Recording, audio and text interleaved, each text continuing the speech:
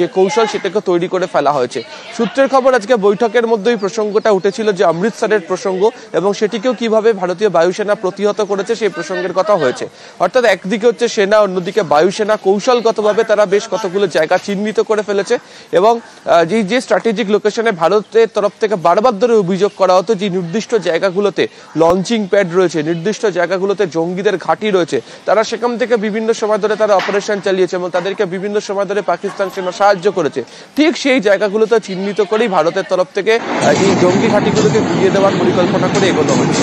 দ্বিতীয়ত অতনু তুমি বলছিলে ঠিক যে পুঞ্চ সহ একাধিক এলওসির বিভিন্ন জায়গা থেকে যে সেলিং যে অভিযোগ বা যেভাবে একাধিক বম্বিং কথা জানতে পারা যাচ্ছে, সেই জায়গাতেও পাল্টা ভারতীয় সেনার তরফ থেকে জবাব দেওয়ার কাজ শুরু হয়ে গিয়েছে।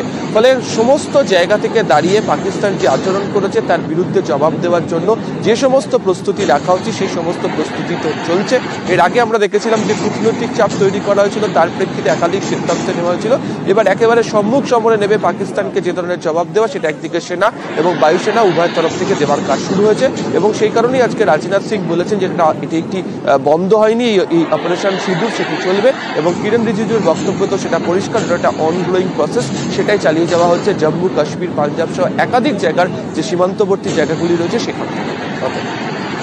আমি সঙ্গে থাকবো আজকের সর্বদল বৈঠক। সেই সর্বদল বৈঠকে সরকার পক্ষ তারা জানিয়েছে যে এই অপারেশন কিভাবে চলছে এবং খুব স্বাভাবিকভাবেই এই দেশে আমাদের ভারতে এটাই নিয়ম যে সব রাজনৈতিক দল সবাই সহমত হয়ে তারপরে একটা সিদ্ধান্ত নেওয়া হয় এবং সিদ্ধান্ত নেওয়ার পরে সেটা সবাইকে জানানো হয়। এই সার্বভৌমত্বে, এই গণতান্ত্রিক পদ্ধতিতে বিশ্বাসী আমাদের দেশ। তো এই আজকের এই যে সর্বদল বৈঠক থেকে বেরিয়ে এসে রাহুল গান্ধী, সুদীপ বন্দ্যোপাধ্যায় তারা কি বলেন একবার শুনুন।